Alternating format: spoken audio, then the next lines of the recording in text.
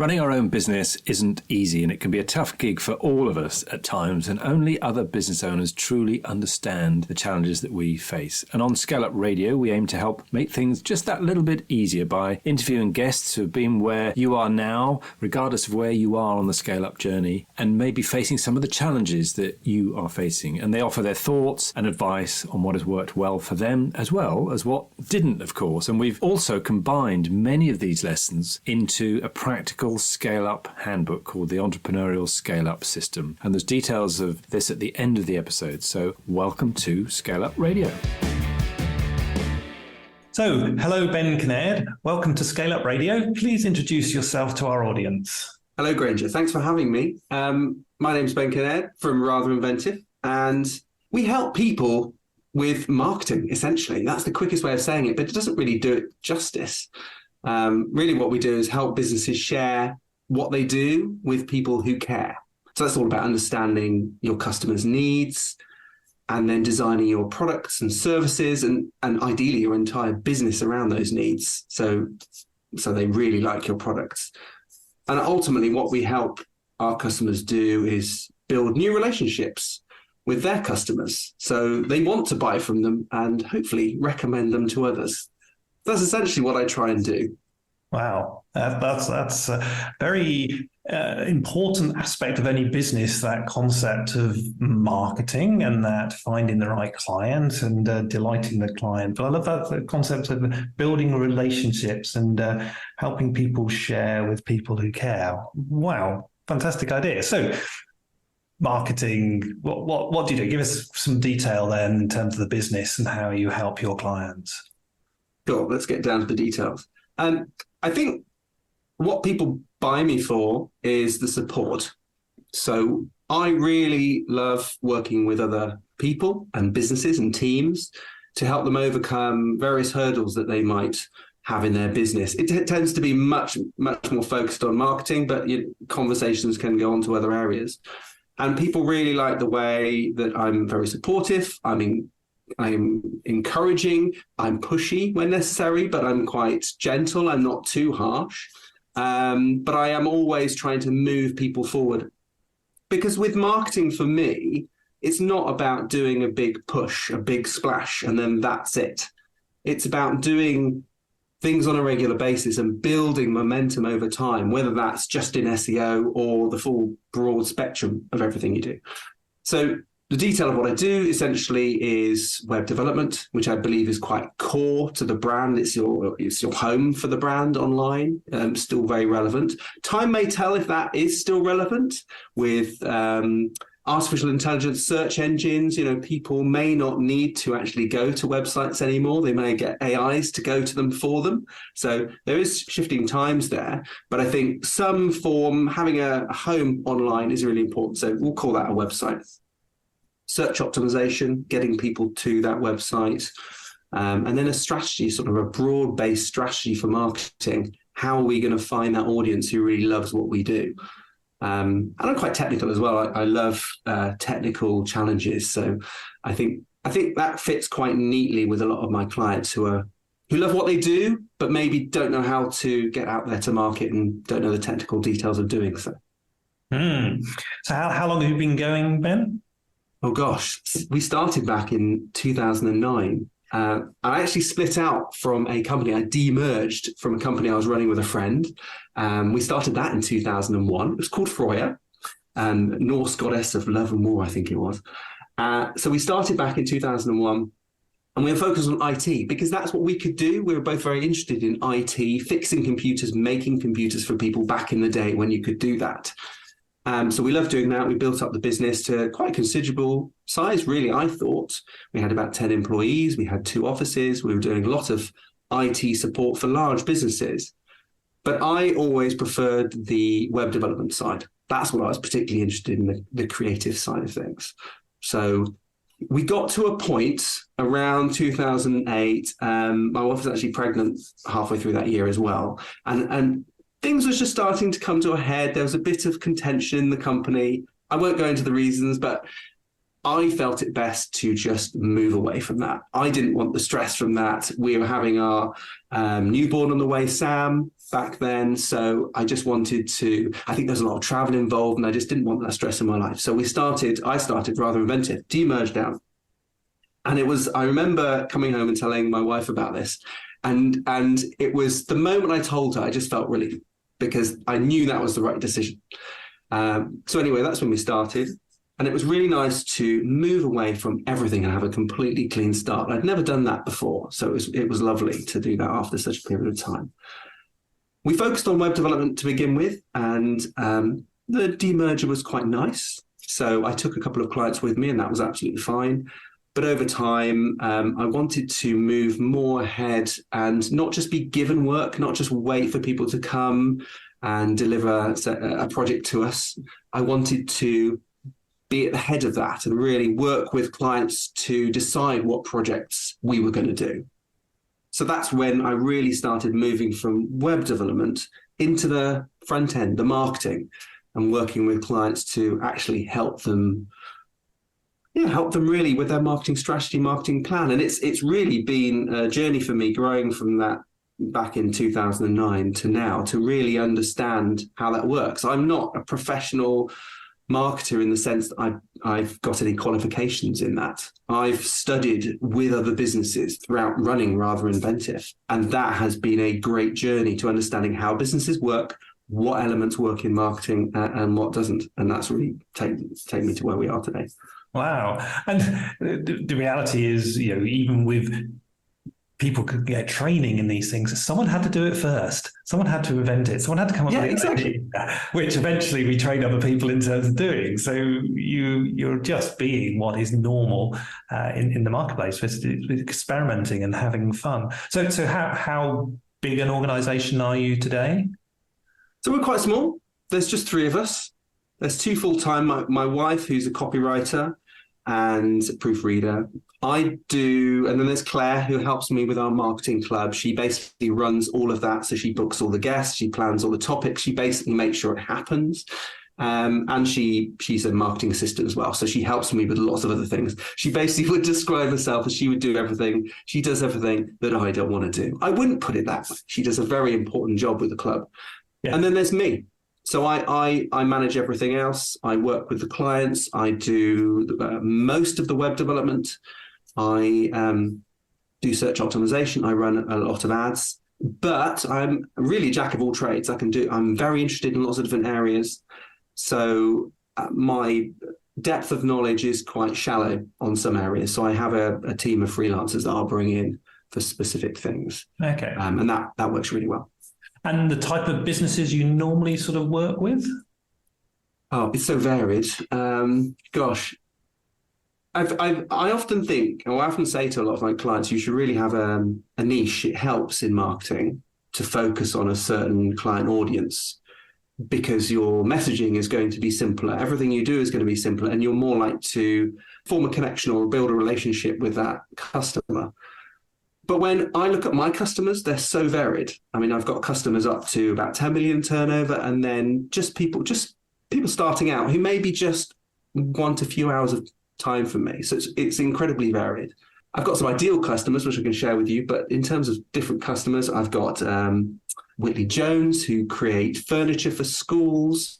We've got an architecture firm. We work with Ang Hara from Hot Tubs Rock, who I listened to her interview of yours. Thank you. We've got, it's really good. Very much Ang Hara as well. She's very, very much like that. It's really varied in terms of different types of customers. We've even got a new customer who create these beautiful EV charging points for home use, which are lovely. I mean, most EV chargers aren't very nice, and these are beautifully designed ones. So it's such a broad spectrum of different markets and different sizes. And I've been trying to work out what is the common factor between that. And I think it comes down to the way that you'd like to work. They are in tune with my method of this building momentum over time, and also having some regularity to what we do rather than, let's go and do this. Then suddenly we'll go and do this. So I think that really works really well. And we just have a mutual respect for each other. I'm part of their team, and I think they like working like that. I don't work very well with companies who just want to bring in a freelancer to do a job for them. It doesn't excite me. I have done that in the past. I still occasionally do it, but it doesn't excite me. Money has to be good. So I tend to work with people that I love working with. That actually really helped through COVID. I don't think we had, apart from one client, we didn't have any other clients fall away from us. And it was amazing. I was so thankful for that. Really, really thankful. It did really well. So obviously, I guess I'm doing something right in working with the right clients, but I'm not exactly sure what that common factor is yet. Yeah, well, that's lovely honesty from you there. Yeah, I like that because we're often trying to find that, aren't we, as businesses? We're always playing with that different conundrum of our ideal client. So we understand what you do, but what do you think then? What do you strive to be excellent at or best at in the marketplace? It's difficult to say. So our whole business is orientated around supporting other companies to essentially make more money, make more profit. That's what we do. I'm not completely driven to do that myself. So our company isn't driven to make lots of money. I'm driven to really have a nice business to work within. And so I really like companies to do that I work with as well. So I guess what I sort of put out there is that business doesn't have to be just about making money. It can be about being part of life, because that's what it is. I mean, we started off, business is just about exchanging goods and services for some kind of money. It doesn't have to be about making a lot of money. It can actually be about having a nice, honest, sustainable business where you're earning enough that you can put that back into the things that you enjoy or back into the community. And so you've got some sustainable nature to it, rather than just building a business purely to make money for money's sake. And you know what? If we have a client we don't work well for, it's certainly companies like that. If those companies are just designed to make money, I actually find there's no passion in that. And my job is very difficult and I don't enjoy it. So what I'm trying to put into the world is actually, we can make money, we can do good with that money, and we can have fun while we're doing it. And oh gosh, when it comes to marketing, I want to do things the right way. Certainly when GDPR came along, I've always been frustrated by the way people abuse other people's data. And GDPR was a pain in one way, because there were a lot of constraints that we had to now absolutely force people to go down. But it was really good because it sort of brought ethics to the forefront in terms of working with other people and treating your customers and your visitors as real people, not just data or numbers to be pushed around and to be sort of get more of. So I really like looking at marketing as a way of not only building our business, but about really being responsive to your customers. And it comes back to the relationships again, I think, Granger. Yeah. It's about building true relationships with people. You know, one of the things that really frustrates me as well, there's a lot of things that frustrate me actually. The social media, I really like social media. I love the way it connects people, but I don't like the way people use it in business. I think it's really messy and they're just pushing messages out there without really listening to other people. For me, it should be about building relationships. It is about conversation. Sure, you might have interesting things that you're putting out onto LinkedIn or onto Facebook or Instagram, but you should also be there to respond, to be part of that community, to dive into it and help other people with their questions. And so many people don't do that. And it's just, when we're helping people with social media, I can't do it unless they've got something interesting to say and some value to add back into the community. I'm not going to create content where we're just pushing out more rubbish, because there's no point in that. It's not healthy for the people who are consuming it. It's boring, and it really makes a mockery of what marketing is, I think. Sorry, I rambled a bit there, but I get so excited. I get so keen about those areas. Don't ever apologize about the passions that you have. You know, that comes across, and businesses that want to work with other businesses look for passion in people. That's an important aspect, and finding that right client fit comes from that. So what's the marketplace like at the moment? You know, what are the trends? What's coming along? What advice could you give our clients? Well, trends, AI is a big trend. So AI or AI chatbots. So they're these things that aren't real artificial intelligence, but that's just the brand. That's the name we're calling them, where you can ask them questions and they give you answers. They can do work for you. Amazing, super useful in terms of what I do. Great. But that it's both a threat and an advantage to us, because it can take away some of the work that we can potentially do, because clients can do that themselves. But it's also an advantage because it accelerates what we do. Yeah. But it's the same as any tool. Photoshop, as a good example, is a way of accelerating your graphics design process. Canva even actually is the modern version of that. And that can really, you can create an Instagram post in a matter of minutes or less, probably, with their templates, included photos. They're just tools. I mean, they are technically taking away from creative industries, but as all tools throughout our whole of human history, tools speed up a process. They make they improve the work that we do, or take our efforts and make us more efficient. And it just means that if we were a person who was a graphic designer and our clients are now using Photoshop or Canva to make their own graphics, then we have to just move up the ladder a bit further. We have to sort of push ourselves forward and find out, well, what can we do to add value to that? That tool's just improved in value. What can we do to improve that? So AI is the same. AI is something I think that's going to pervade into lots of different areas, not just marketing, but loads of areas. It's going to get into every job out there, and it will take jobs away from people to some degree. But we just have to look at that as an opportunity. It's a tool, and we just have to move up the ladder and say, what can we as humans add value to do? I mean, ultimately, we might get to a place, this is me and my sci-fi head, get to a place where we don't need to work anymore. Well, I think that's going to be a long period of time. And frankly speaking, I still want to do something useful, something productive with my day. But for now, I don't look at AI as a threat. It's an opportunity. How can we use it? How can we talk to other people about it? I mean, I have workshops and seminars where I talk to people about it. And how can we do something more useful than just churning out some of the sort of low-level content and code that AI can do for us? So to wrap it up, that is something that I think is here. It's now, and it's something that over the next maybe 5 years or less, is going to really change our landscape in terms of the office and how we work. In terms of other things coming down the pipe, I think just look at my market. I'm pretty terrible at doing market research of my own market. I do it when I go out networking or I speak to people at various seminars. That's my only sort of market research. But I find that there's a lot of businesses out there who do what I do, who are very project orientated.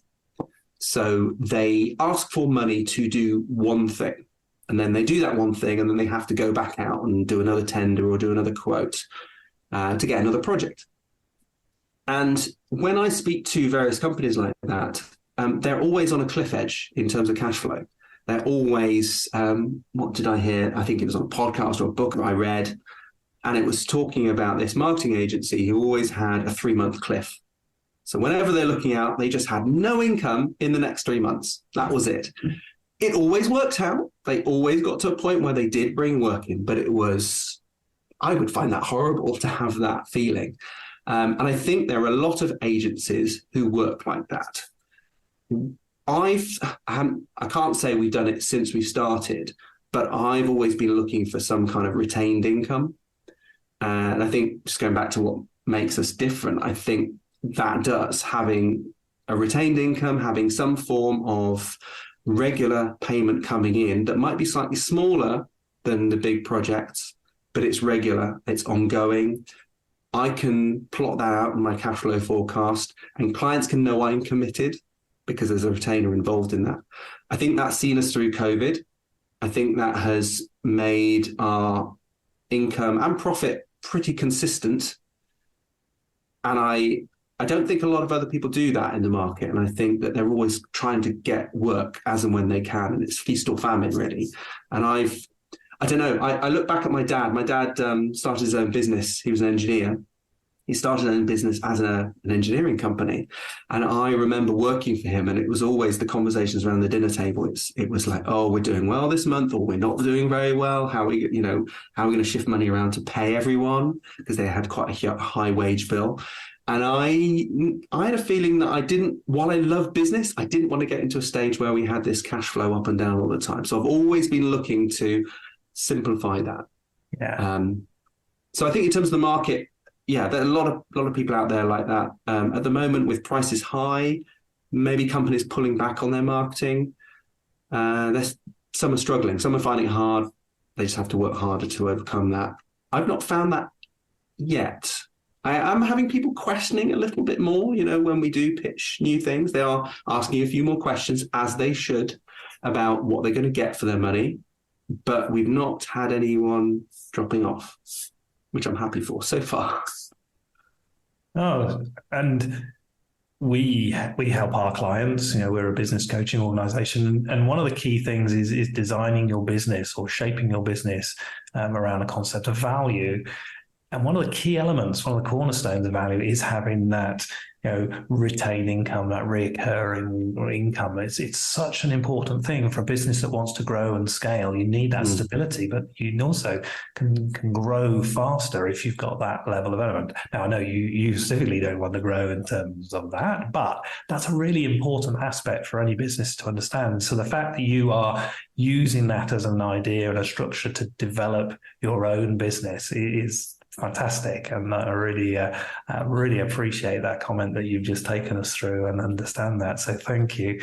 No, it's okay. Before you go on, I just want to add, it gives me confidence too. I find sometimes while I feel I know what I do, people seem to get value from it. They seem to make money from some of the things that we do. So it does work. But sometimes I lack confidence.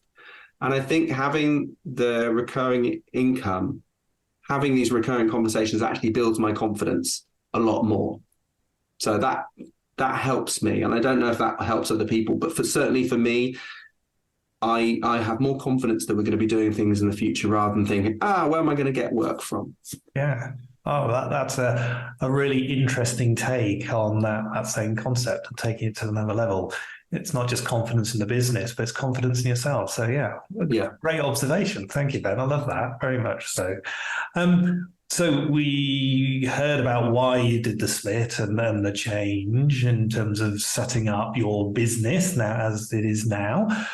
So, take us back. What as you've made that change, as you've grown over the years, what things went right? What things went wrong? What advice could you give our listeners for building a business? Well, it's a tricky one. I've always been, I think since I split away from the business, I had a strong desire not to have any employees. Now, I don't think that is a good strategy for all businesses, but I found it hard having employees. I found it stressful having to pay them every month. Especially come the end of the year when you're calculating all your taxes up. And we were doing it at the end of the year, which is, at Christmas time, we're calculating up our tax and then VAT is due, and it was just horrendous. Well, that's maybe one lesson, is don't leave your accounts to the end of the year just before you have to pay corporation tax. Make sure you do it early. But I didn't enjoy having to manage and look after other people. Now, that's just me. Some people love that. They thrive on it. They're really good at it. I'm not. So when we started Rather Inventive, I actually wanted to move to a place where I don't think having no employees, but having fewer or keeping it small. And we started off actually when we demerged. I took a couple of employees with me, but actually they just sort of drifted on to other things years later, moved on to other things. So I've not replaced them. So in some ways, we've managed to keep the same turnover. But as the employees have gone, I've found other ways of doing things, or maybe bringing in freelancers, that actually the profit's gone up from that. So I think maybe another lesson that I've learned is that you don't always need to hire people as you're growing. Maybe a little bit of pain is useful. I know I went the other way. I was kind of having pain by them leaving, but they would leave. And I think, well, I don't want to replace them straight away. Let's see how I can overcome this first. So I definitely think that it's worth having a little bit of pain to see how you can overcome these challenges in your business before you start employing people. But it's not that I'm not advocating employing people. I think being employed is valuable, not only for a business, but also for the people doing the work. And if you get the right people working together, you can have an incredibly successful business.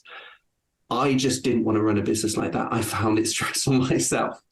So I love working with freelancers. There's a concept by a guy called Jason Fried. He makes Basecamp, which is a bit of software we use. So I follow him on his blog. And he talks about this concept called a manager of one. And so when they employ people, they look for someone who can manage themselves. They don't need their own manager to divvy out work and check up on them, make sure they're doing what they should be doing. They are self-sufficient. They're independent. And if they do work in teams, they work in very small teams. I think they work in teams of 2, where they have one designer and one coder to build entire parts of their Basecamp or Hey, their email system. But it's all about having a trusted person that is working with you, whether that's as a freelancer or as an employee, that you can trust them to get on with the work. They are competent. It doesn't matter what level they are. They could be new to it as a programmer or an experienced developer, designer, marketer, whatever it might be. But they are competent in that position. And you know they are going to come back to you and ask questions if they need support, or they will go and seek support. They're not just going to sit and wait, have a crisis, have a problem, and wait until you check up on them, and then suddenly realize they haven't done the task that they've been set. So I guess when I've been looking at freelancers, I like working with freelancers because they are a manager of one. They're in my position. They understand business. They understand helping and supporting clients, and they understand value for a job to be done. And so for me, that makes sense. So I guess that's another lesson that I found, whether you're employing someone or a freelancer, making sure they're a manager of one. It's been very useful. Yeah. And my background is in continuous improvement and lean as well. And there's a fantastic book called The Factory of One, and how to apply operational improvement efficiencies and things to your own self in terms of thinking. So I know the concept of that, but the manager of one, a really interesting concept, and I can fully appreciate how that would work in any type of business. So I just want to go back a bit to the finance bit, a bit of thought for you. Have you ever read the book Profit First by Mike Michalowicz? I haven't, but I have heard of it.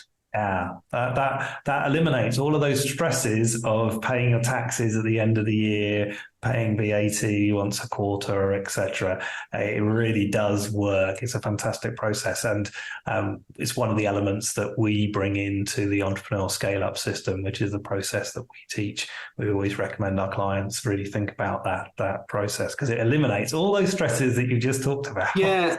Is that a concept where you are understanding the taxes and putting money aside? Absolutely, yes. Okay. Yeah, yes. We do that now. I didn't at the time. Yeah, absolutely. But you can also do the same with salaries, and so it's about running your business on constraints, and the constraint is one bank account. Everything else is hidden away and put away, and you don't touch it. So so that's good advice, actually. Yeah, I've always found that having our current account for the business, keeping that quite lean. And moving money aside, even if you've got excess funds in there, moving them aside, because if anyone's like me, you'll look at and go, "Oh, I feel wealthy." Especially if you're a small company, you'll look at the business bank balance and you feel wealthy, you feel comfortable, you feel fat, and so therefore you're not focused on it so much. It's a bit like when I have a lot of chocolate in the house. I'm more likely to eat more of that chocolate, but as I get less, get to the last few rows, I'm more considerate, I'm more careful, I ration it out a bit more, and I find that I definitely treat my money like that. It helps. Mike in his book starts off with a concept of toothpaste for that very reason. Okay, yeah. Yes, well, that tracks. Enough of those elements. So you've built a business over time. As a business owner, we can have lots of things pile up and pressure on us. How do you manage, overwhelm and making sure you remain focused? I don't work weekends. I think that's been really important for me. I think it's important for my wife as well and kids, but mostly it's important for me, especially when the kids were young. Actually, it's very difficult to work weekends because my wife needed support with them because they were young and causing a lot of hassle, as kids do. But it also allowed me a buffer if I needed it. Actually, I didn't use it that much, but it was there and I was thankful of it. Whereas if you are working the weekends, there's nothing else to take. You're using all that time. And in a similar fashion, I generally work 9 to 5. I say generally because it does shift a bit. Sometimes I'm ready for work. I'll go up at 8:30 and check some email and just sift through things. I actually enjoy that with a cup of coffee rather than sort of getting straight into work. But I finish at 5, pretty much on the dot. I cook for everyone, so they're going to start getting hungry. They've come home from school. So having those constraints, so it comes back to constraints, having those constraints has made a huge difference to me in terms of preventing overwhelm. Doesn't mean I don't get it, but that has helped a lot. The other thing is planning out my calendar, my diary, and actually blocking off time to some degree. So what I do with our coaching clients and regular clients, the sort of retained clients, is I will have blocked off time for them every month because I know I'm going to be speaking to them every month. And we tend to have the same day each month. So it's like the third Thursday of the month. I know that time. They get used to that time and we know when the date's going to be. It's pre-planned in advance. And in fact, actually, there's a really good warning for me. If they start not planning the next date and say, oh, can we leave that a little bit? I'm not sure. Can we just put that on pause? That to me is a red flag that they are going to stop or there's going to be a problem. I haven't had that much in the past, but I have had a couple that have done that. So the planning helps me fill out my diary so I'm not overbooking myself, but it also acts as a flag if someone wants to stop booking the next session. So that's been very useful. But I find that actually blocking out every space in my diary is more comforting because I can look at my diary and know that my time is accounted for, rather than what I used to do, which is try and keep it free and open because I thought, well, I just want to, do work. I'll only put in specific things I need to do, like a client meeting or something like that. But what would happen is I would overbook my time because I would look at my calendar and go, I'm free here, I'm free here, I'm free here. And suddenly I'd have loads of calls and meetings and little bits of time sliced away, and then I'd have no time for the actual work. And that's stressful. So I've found that actually blocking out the time, not only for a call like this, but also for actual work and putting in blocks of time, blocks of hours. And so much so that I actually block out time for unknown work. So I have time in the future when I'm probably going to be doing some client work, but I don't know what it is yet because it might be a month or two in the future. So I have these recurring calendar entries, which are just basically called blocked. And it's to prevent me booking time in that calendar. I use Calendly as well, like I think you do for this booking these calls. Brilliant service. That's another thing that I think people should try if you want to save time, Calendly. But by blocking out that time, Calendly can't steal it from me as well. It can only take it from the right slots. And that has been huge in terms of my sanity. Absolutely huge. Something I've just been doing this year is I find I'm at my best for client work in the morning, and I prefer to leave afternoons for the work. I should clarify that. By client work, I mean a client call. So I'm on a call with a client and we're actively working together. I prefer to leave the afternoons for research or for, tinkering with things, actually just working on things without being interrupted. And I found that I was always having client calls in the afternoon because some people would prefer to have it then because they were more relaxed. But then the call would drag on and I wouldn't get any work done. So I'm trying to have all my calls in the morning before 12 o'clock. And then I know I've got 3 hours in the afternoon for work. And that is so helpful. Now, Granger, I don't mind speaking in the afternoon for our call this time. That's absolutely fine. But for client calls, there's such a big change when I'm just in my head. I just thought, I don't have to speak to people in the afternoon. I can just do work, which I enjoy doing. I actually really like it. Why do I allow people to do this? And I've had no pushback. Sometimes you get the occasional person who needs to do it then, but that's fine. The exception is fine. So I think setting constraints is what I'm coming around to. Setting these constraints and being quite rigid with that, but telling people why. Yeah. I think telling people that they are going to get the best out of you if they can work around me. It certainly has worked well. And as I say, we've not had any pushback, and it's really helped me stay sane. And the other thing that constraints do is they make us creative. A lot of people think when I explain, I do something very similar to you in terms of blocking, that they think that, oh, it's going to restrict me, it's going to hold me back. But if it did hold me back, I have to ask that question, why did it hold me back? And what have I got to do to my way of working so it never holds me back again? And it makes you more creative in fixing the solutions and creating new solutions in your business, which you never think about if you had that total flexibility and freeness that you described that doesn't actually bring creativity and freeness. No. You know what? I even block out lunch. Now, I'm going to have lunch at some point. I will get hungry and I will force myself to have lunch. And I like food. I like stopping for lunch.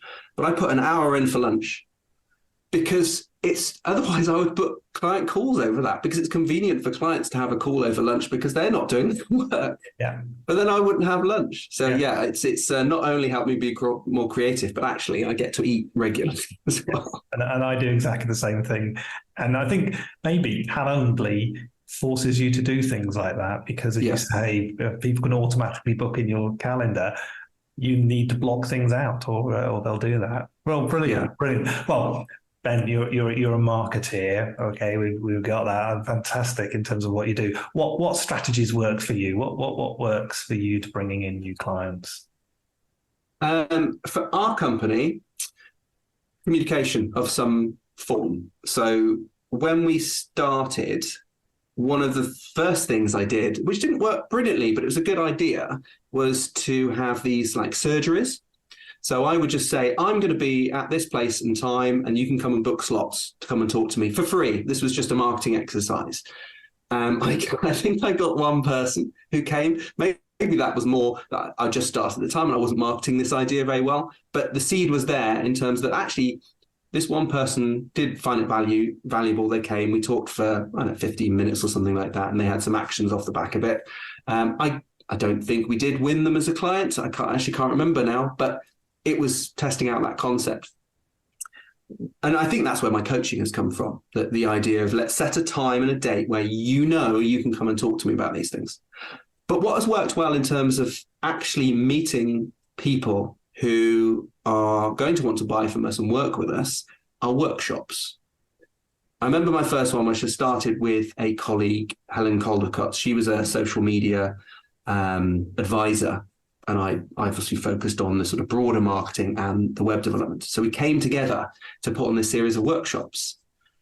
I was very nervous starting out these workshops, but I did actually gain at least one client from that. I think there were a couple actually, but I remember one client that we gained from that. And it's purely because they could come for free.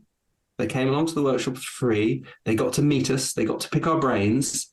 It was very easy and open for them. There was no hard sell. And I think people liked that.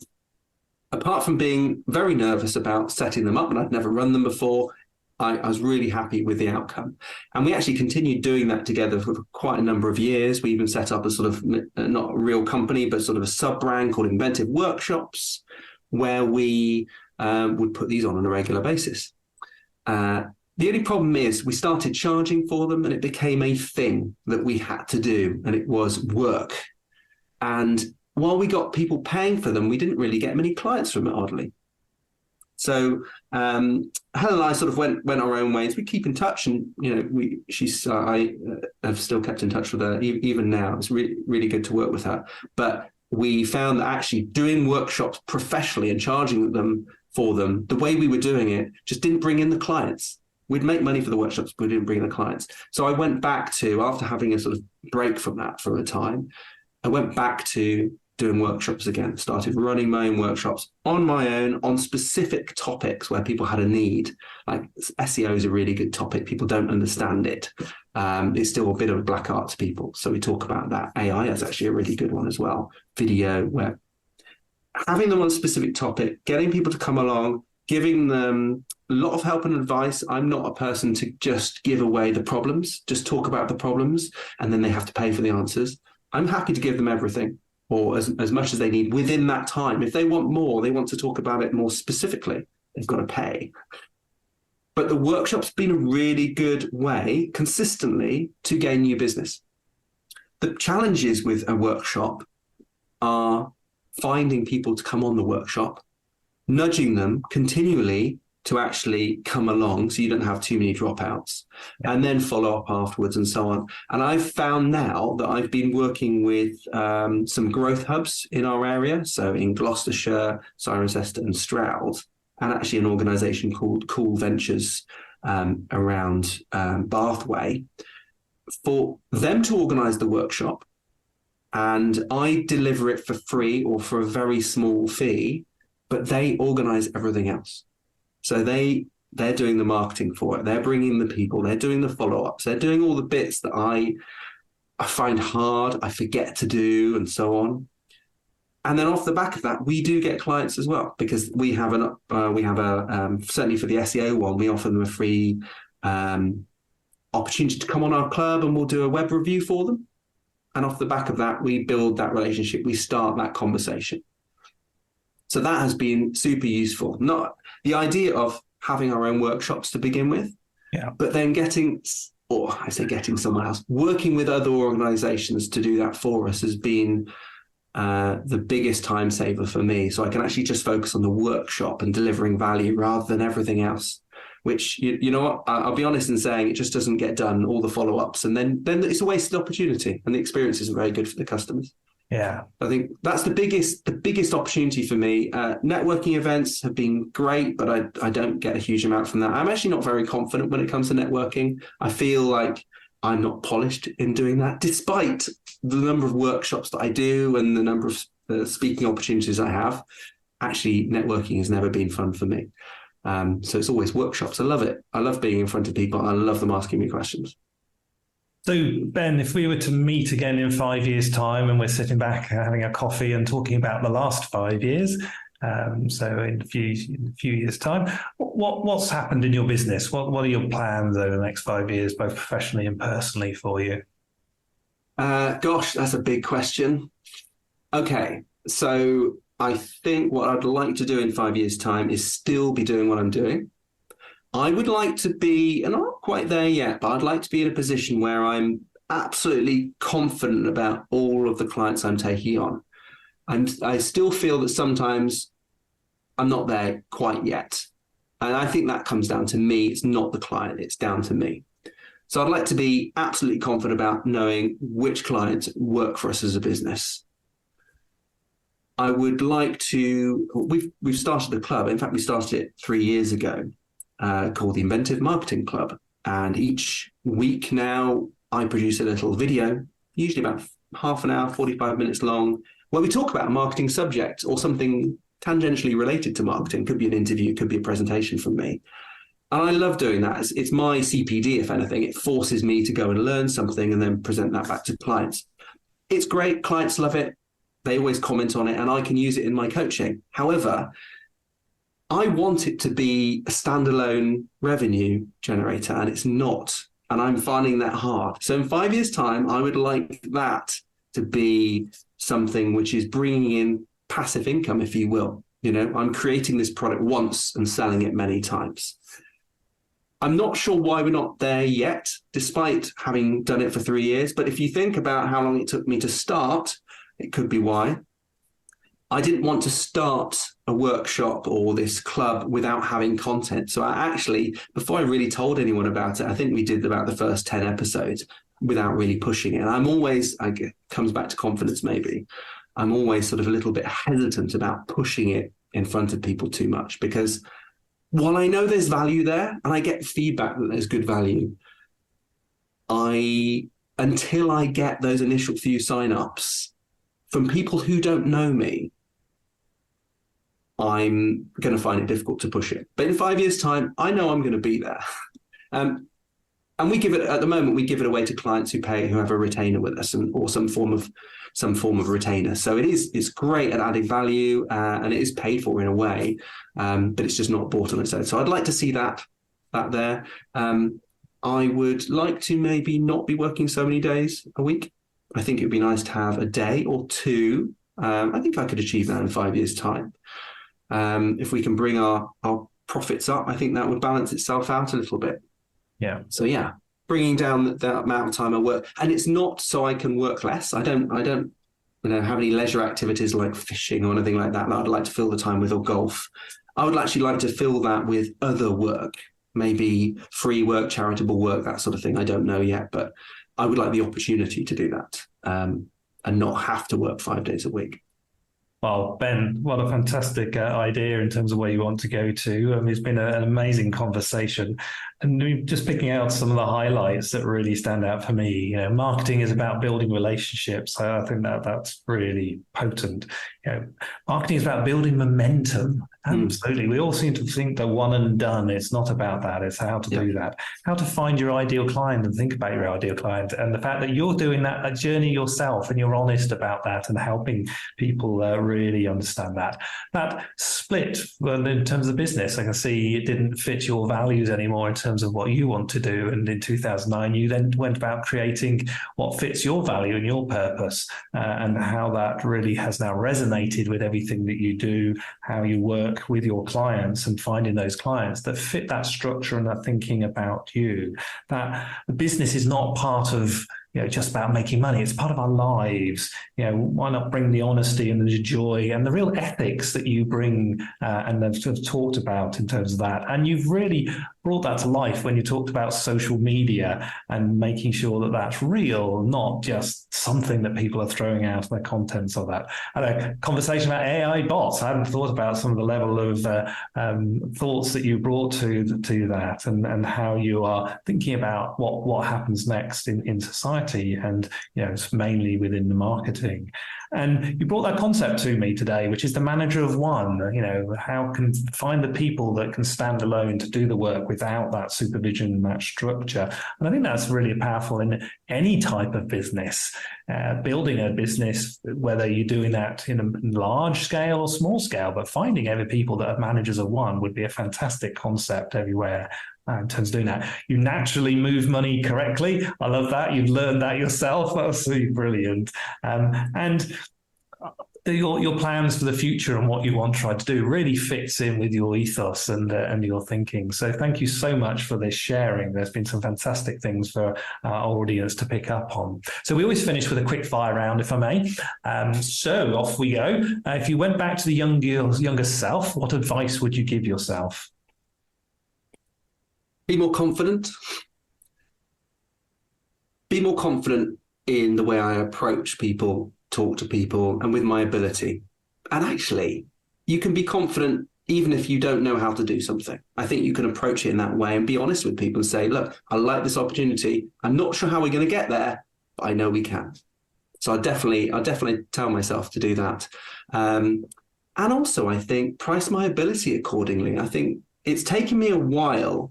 Certainly in the early days, we were too cheap for what we did. Again, confidence. I think I would like to price myself more confidently earlier on in the game, and buy Apple stocks as well. I think they've increased quite considerably in that time too. Yes, very much so. Books? Any books you recommend? Yeah, I've got a couple. One is Getting Things Done by David Allen. It's a very technical book in terms of really detailing how to set up a system, but I love it. Yes. I actually have a video on YouTube of myself explaining how to do it.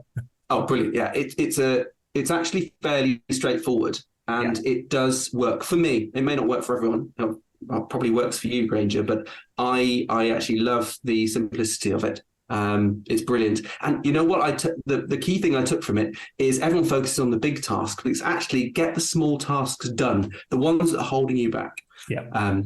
Because then you can focus on the big stuff. So that's one. And I listen to audio books, so Audible works really well for me. And I can really churn through books quite quickly. And the other one is A World Without Email. actually can't remember the author right now. I'm sure it'll come to me. Cal Newport, I think, maybe. But A World Without Email.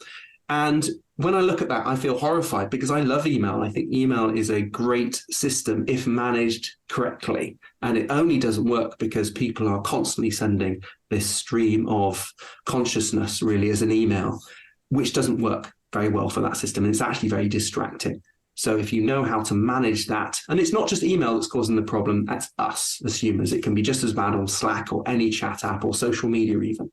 If you know how to manage that and block your time off, well, you can get all of that time back. So yeah, A World Without Email is really good too. Podcasts? Any podcasts you recommend? What am I listen to a lot of technical podcasts. The Accidental Tech podcast, for those who are interested in Apple products, is always really fun. One podcast I'm listening to at the moment is Zoe. You've probably seen lots of adverts for Zoe there, like a combination between an app and a patch that goes on your arm, where they can assess your lifestyle and then give you improvements. I'm not using any of that, but I have come across their podcast, and I'm interested in nutrition and health, and I think that's really interesting. The other more relevant one is the Economist podcast. So they've got I don't subscribe to it, but they've got a lot of free podcasts that you can get by subscribing to their feed, which is either someone reading out articles from The Economist or just chat and discussion. And I love dipping into those every now and then. Really good. Apps on your phone, any make a difference for you? I'll have a quick look. But I think the one that springs to mind is the Hey app. So if we come back to Jason Fried, who owns 37 Signals, but makes Basecamp, project management tool, they also make an email app called Hey, Hey, and I love it. If you think you like getting things done, and actually Hey has some aspects of getting things done to it. Okay. And it has a very opinionated approach to email. And if you like the way they structure it, you will love it. If you don't like it, you'll hate it. So for people who are struggling with email, I definitely recommend having a look at it. It does cost more than any other email system out there. Not a lot more, but a little bit more. But I actually love email again since using it. And that's saying something. Brilliant. I'll definitely have a look at that. My favorite question of all, who's had the most influence on you as a business leader? I'm going to come back to my dad on this. I'm sure there's been many other people who've had an influence on me, but he's the one that showed that it was possible to run your own business. You can have a good living doing that, and you can enjoy doing it. You can do something you like doing and grow what you're doing. So while he did a different business in a different way, I saw it. I saw it from them buying the business and growing it, and then him retiring out of it. And my brother taking it over. I saw all of that process, and that has inspired me along the way. So my dad. Brilliant. And finally, Ben, how can people get hold of you? Oh, lots of ways. If you just want to stay in touch, you can follow me on LinkedIn. Just search for Ben Kinnaird. That's Kinnnaird. But if you're interested in any of the things I've talked about, I've got a marketing strategy that I put together for a lot of the people I meet on workshops, where it gives 34 actions on how to improve your marketing. So if you're not really doing much, or you just want to make sure you're doing the right thing, you can go through this little strategy with little checklists of 34 items, which with videos and how-tos and guidance that you can find on our website. That's ratherinventive.com/strategy. Or if you want to join my club, if you want to be one of the first few people to actually start buying into some of the great resources we've got, do give it a go. If not, there's a free trial. So if you go to ratherinventive.com/club, you can get a free trial of our club, and do that. Give us some feedback. I'd love to know what you think. Well, Ben, thank you so much for that great offer. I'll highly recommend people go and do that and try things out. But thank you for this amazing conversation today. My pleasure. Thank you, Granger. I hope you enjoyed that discussion, and if you're building and scaling your own business, you might well be interested in our book, The Entrepreneurial Scale-Up System. And it's exactly what it says on the tin. It's a practical handbook around scaling a business in a structured way. And you can order a copy on all your favorite online retailers, including an audio version, or you can find it and other supporting resources on our website, www.esusgroup.co.uk. That's esusgroup.co.uk, which is esusgroup.co.uk.